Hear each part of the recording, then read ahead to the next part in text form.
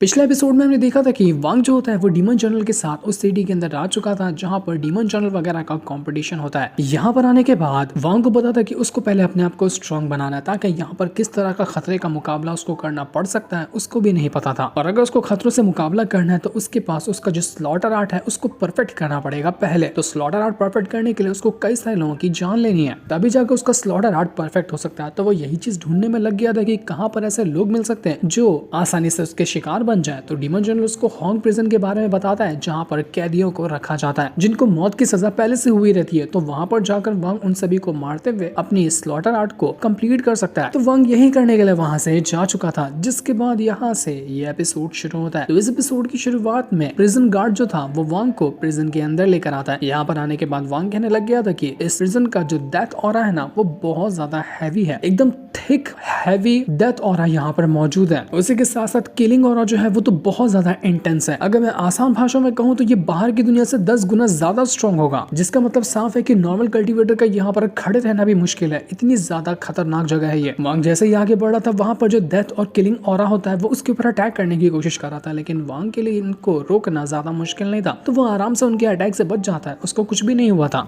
वो जो गार्ड होता है वो वांग के ऊपर ही नजर रख रहा था, वो देखना चाह रहा था कि आखिर यहाँ पर कितने टाइम तक सरवाइव कर पाता है। इसके बाद वो वांग को किसी दूसरी जगह पर लेकर आता है और वहां लाने के बाद वो वहां का गेट खोल चुका था। जैसे ही वांग उस जगह के अंदर आता है उसको कई सारे जेल सेल्स दिखाई देते हैं, उनके अंदर कैदियों को रखा गया था। वो सभी यहाँ पर चिल्ला रहे होते हैं। वो लोग कहने लग गए थे कि लगता है कोई नया बंदा आया है हमें मारने के लिए, लेकिन हम यहाँ पर इसी को उल्टा नोच कर खाएंगे। बड़ा चिकना और काफी कमाल का बंदा दिख रहा है, इसको तो मारने में बड़ा मजा आएगा। यहाँ पर वांग उनको मारने के लिए आया था, ये लोग तो यहाँ पर वांग को ही मारने की तैयारी में लगे हुए थे कि इसको मारने में बहुत मजा आने वाला है। जितने भी कैदी लोग यहाँ पर पड़े हुए थे ना, यहाँ का डेथ ऑरा और किलिंग ऑरा जो है उनको डीमन में बदल चुका था। उनको खुद का होश ही नहीं था कि वो लोग क्या कर रहे हैं क्या नहीं कर रहे हैं। उनके दिमाग में सिर्फ एक ही चीज चल रही थी कि जो भी सामने दिखे उनको मारना है। इसी वजह से वो वांग को देखकर एकदम भड़क चुके थे कि हम तो उसको छोड़ेंगे नहीं, हम इसकी जान ले लेंगे। गार्ड जो था वांग से कहने लग जाता कि तुम्हें बिल्कुल भी इनके ऊपर दया दिखाने की जरूरत नहीं है, क्योंकि इन लोगों ने ऐसे ऐसे अपराध करके रखे हैं ना कि इनको वैसे भी मौत की सजा ही होनी है। तो तुम बेझिझक बिना किसी गिल्ट के इनको मार सकते हो। वो यहाँ पर सारे के सारे प्रिजन सेल्स का गेट खोल देता है ताकि वांग आराम से जितने भी कैदी मौजूद हैं उन सभी की जान ले सके। तो अब देखते ही देखते यहाँ पर जितने भी कैदी वगैरह थे वो एक के बाद एक करते हुए वांग को घेरना शुरू कर चुके थे। वांग कहने लग जाता है कि मैं यहाँ पर जब इतने लोगों को मारूंगा तो मुझे समझ नहीं आ रहा कि मेरा स्लॉटर आर्ट कितना ज्यादा स्ट्रॉन्ग हो जाएगा, जिसके बारे में मैं बता भी नहीं सकता। वो तुरंत यहाँ पर अपने स्लॉटर आर्ट को एक्टिवेट करता और अपनी पावर का यूज करते हुए जितने भी कैदियों ने उनके ऊपर अटैक किया था वो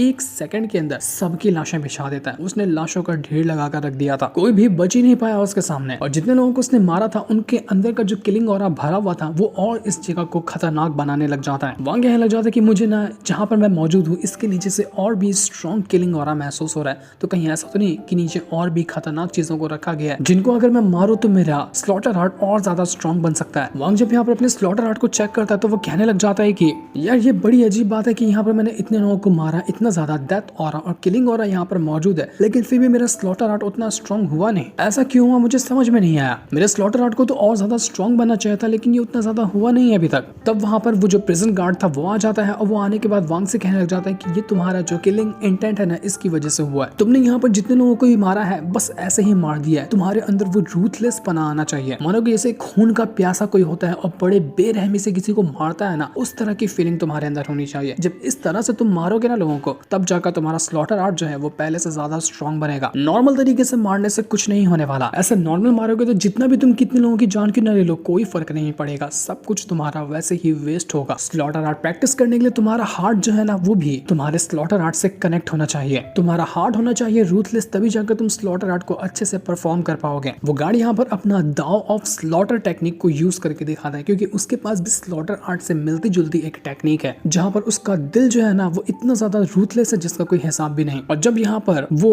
इतना रूथलेस तरीके से लोगों को मारता है ना तो उसका दाव ऑफ स्लॉटर आर्ट जो है वो अच्छी तरह से स्ट्रॉन्ग होता है। गार्ड कहने लग जाता है कि देखो मैं तुम्हारा स्लॉटर आर्ट को और ज्यादा स्ट्रॉन्ग बनाने में तुम्हारी हेल्प कर सकता हूँ, लेकिन उसके बदले तुम्हें मेरा एक काम करना पड़ेगा। पता नहीं कि तुम ये काम कर पाओगे या नहीं कर पाओगे वो तो मैं नहीं जानता। तो वहां कहने लग जाता है कि आखिर काम क्या है, मुझे क्या करना होगा और काम को करने की शर्त क्या होगी, मुझे बता सकते हो। तो यहाँ पर वो गार्ड कहने लग जाता है कि देखो मैं हॉन्ग प्रिजन का ना एक मामूली सा गार्ड हूँ, यहाँ से मैं बाहर निकल ही नहीं सकता चाहे कितनी भी कोशिश क्यों ना कर लूं। तो इसलिए मैं चाहता हूँ कि तुम ये स्लॉटर आर्ट को अच्छे से प्रैक्टिस करो और बाहर जाने के बाद डीमन जनरल शी शियाओ जो है ना उसको जान से मार डालना। याद रखना कि तुम्हें स्लॉटर आर्ट का यूज करते हुए ही शी शियाओ को मारना है। अगर ये करने का तुम मुझसे वादा करते हो तो मैं तुम्हारा स्लॉटर आर्ट परफेक्ट बनाने में तुम्हारी हेल्प करूंगा।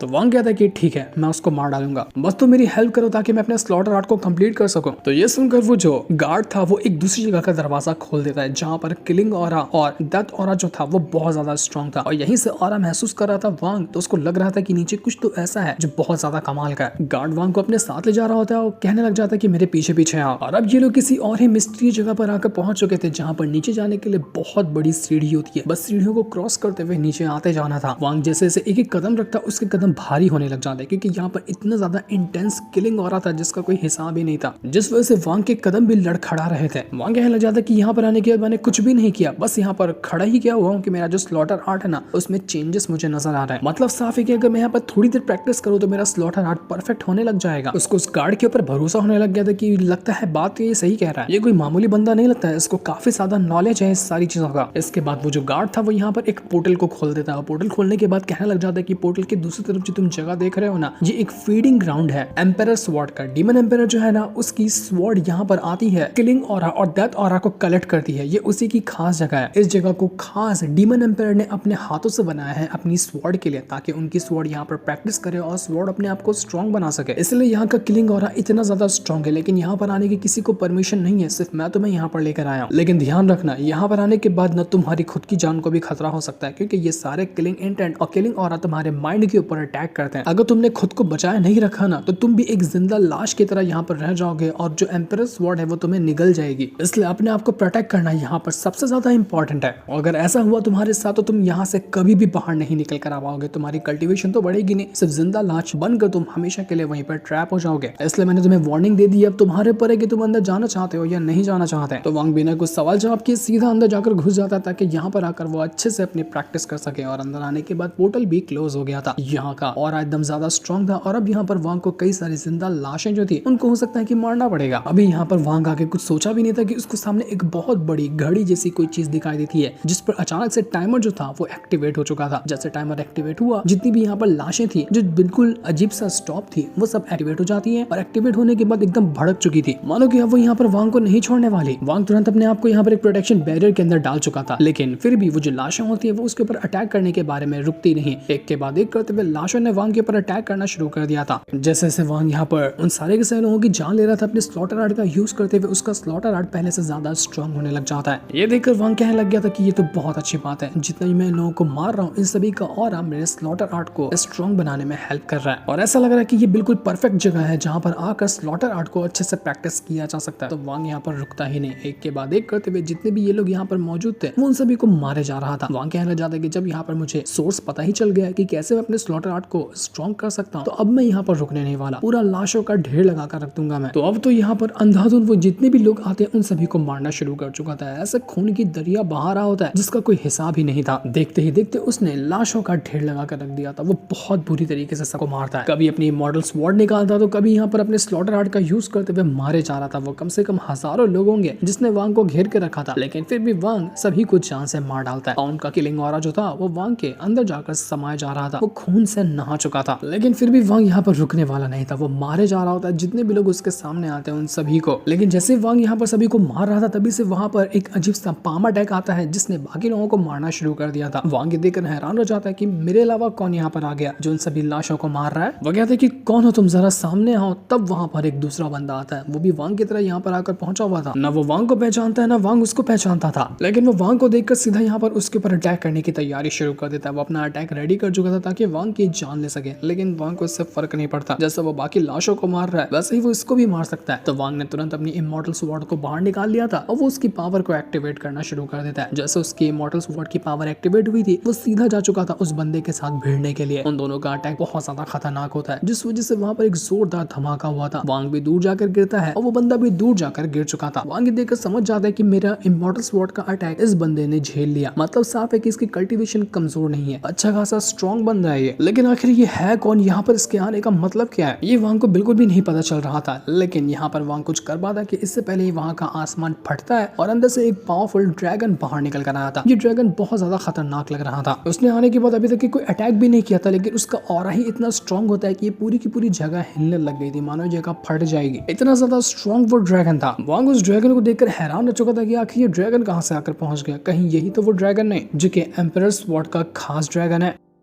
वो बंदा जो पहले से यहाँ पर मौजूद था वो तुरंत अपनी पावर का यूज करते हुए जितना हो सकता था उतना वो ड्रैगन के ऊपर अटैक करने की कोशिश करता है और अटैक करते साथ ही वो यहाँ से भागने लग गया था। जो पोर्टल यहाँ पर बना था जिसकी मदद से ड्रैगन अंदर आया था वो उसी पोर्टल के जरिए यहाँ से भागने की कोशिश में लगा होता है। हो सकता है कि ये बंदा बहुत जमाने से यहाँ पर ट्रैप होगा और वो यहाँ से भागना चाहता है, तभी वो यहाँ से भागने की कोशिश कर रहा था, लेकिन ड्रैगन उसको भागने ही नहीं देता, वो उसको वापस से ट्रैप करके यहीं पर छोड़ देता है। वो बंदा कहने लग गया था कि जाने दो मुझे यहाँ से जाने दो, मुझे और ज्यादा यहाँ पर नहीं रहना, लेकिन ड्रैगन उसको जाने ही नहीं देता। वांग यहाँ पर समझ चुका था कि इस जगह से बाहर निकलना ना बिल्कुल नेक्स्ट टू इम्पॉसिबल है। ये भी कोई बंदा होगा जो यहाँ पर आकर फंस गया, लेकिन ये यहाँ से बाहर जा ही नहीं पा रहा। अगर किसी को यहाँ से बाहर निकलना है ना तो उसका सिर्फ एक ही रास्ता है, जो कि इस ड्रैगन से लड़ना होगा। अगर हो सकता है कि कोई इस ड्रैगन को हरा दे तो उसके बाद ही वो यहाँ से बाहर निकल सकता है, और मुझे भी अगर बाहर जाना है तो हो सकता है कि इस ड्रैगन से मुझे फाइट करनी होगी। तभी तो उस प्रिजन गार्ड ने कहा था कि यहाँ पर एक बार अंदर तो जाया जा सकता है, लेकिन यहाँ से आसानी से बाहर नहीं निकला जा सकता। और अब यहाँ पर मुझे उसकी बात सच होती हुई नजर भी आ रही है। पर जो भी हो, ये जो ड्रैगन है ना ये बहुत ज्यादा स्ट्रॉन्ग है, इसका मुकाबला करना बिल्कुल भी इजी नहीं होगा। मैं डायरेक्टली इसका मुकाबला नहीं कर सकता, वरना ये मेरी अच्छी खासी कल्टीवेशन को डिस्ट्रॉय करेगा, मुझे सीरियसली इंजर्ड कर देगा। वांग यहाँ पर कहने लग जाता है कि ये पूरी की पूरी जो जगह है ना वो बिल्कुल एक धुएं से भरी हुई है। ये धुआं बना है खून से, जो कि आम लोगों को मारने के बाद यहाँ पर क्रिएट हुआ है। चारों तरफ खून का बादल है, क्योंकि जितने भी लोग यहाँ पर मरते हैं वो सिर्फ एक लाश की तरह पड़े होते हैं। तो आखिर मुझे ये नहीं समझ में आ रहा कि इनकी मदद से ये ड्रैगन करता क्या होगा, क्या करता होगा जिसकी मदद से उसकी पावर बढ़ती है, और वो यहाँ पर क्यों आता है। ऐसा जिंदा लाश से इसको उतनी ज्यादा पावर तो नहीं मिलने वाली, क्योंकि ये पहले से ही ज्यादा स्ट्रॉन्ग है। हो सकता है कि कुछ ऐसी चीज खास यहाँ पर मौजूद है जिसके लिए वो ड्रैगन यहाँ पर आता है। उसको इन लाशों से कोई मतलब नहीं है। तभी वो जो घड़ी लगी थी वो वापस से ट्रिगर हो जाती है, और जितना भी टाइम यहाँ पर वेस्ट हुआ था और खून का बादल बना था वांग को यहाँ पर लाशें बिछाने के बाद, वो सब टाइम पीछे चला जाता है और ये जगह पहले जैसी हो चुकी थी। तब जाकर वांग को समझ में आता है कि अच्छा अब मुझे पता चला ना, अगर मैं यहाँ पर कितने भी लोगों को मार दूं, उनकी पावर को निचोड़ जाऊं, इससे कोई फर्क नहीं पड़ेगा। जितना भी टाइम था ना यहाँ पर वो वापस से शुरू हो जाएगा, और उसके बाद वापस से इन सारे लोगों को मारना पड़ेगा। वो ड्रैगन आकर यहाँ पर यही काम करता है, उस बंदा जो यहाँ पर ट्रैप है उसको मारता है, यहाँ के जितने भी लोग हैं उनकी पावर को निचोड़ जाता है। थोड़े टाइम बाद जब वापस से टाइम शुरू होता है ना तो वो दोबारा से यहाँ पर आ जाता है, ताकि वापस से यहाँ का किलिंग और डेथ ऑरा जो है उसको कलेक्ट कर सके। इसका मतलब कि वो बंदा जो यहाँ से भागने की कोशिश किया न जाने हजारों सालों से यहाँ पर ट्रैप होगा, और हर बार वो कोशिश करता होगा बाहर जाने की, लेकिन जब टाइम दोबारा से रीसेट होता है तो वो वापस से यहीं पर आ जाता है। तो अब इसका मतलब यहाँ से बाहर निकलना और ज्यादा मुश्किल है। अगर मुझे यहाँ से बाहर निकलना है ना तो सिर्फ और सिर्फ एक ही रास्ता बचा है, जो कि स्लॉटर आर्ट को बिल्कुल मास्टर करना है। अब मुझे यहाँ से सिर्फ मेरा स्लॉटर आर्ट ही बाहर निकाल सकता है, उसके अलावा कोई भी चीज मुझे यहाँ से बाहर नहीं निकाल पाएगी। तो वांग अपने स्लॉटर आर्ट की और अच्छे से प्रैक्टिस करने की तैयारी शुरू कर चुका था, लेकिन क्या वो अपने स्लॉटर आर्ट को मास्टर कर पाएगा ये अभी हमें नहीं दिखाना चाहता। जिस दिन को दिखाते साथ ही ये वाला एपिसोड यहीं पर एंड हो जाता है। Thanks for watching.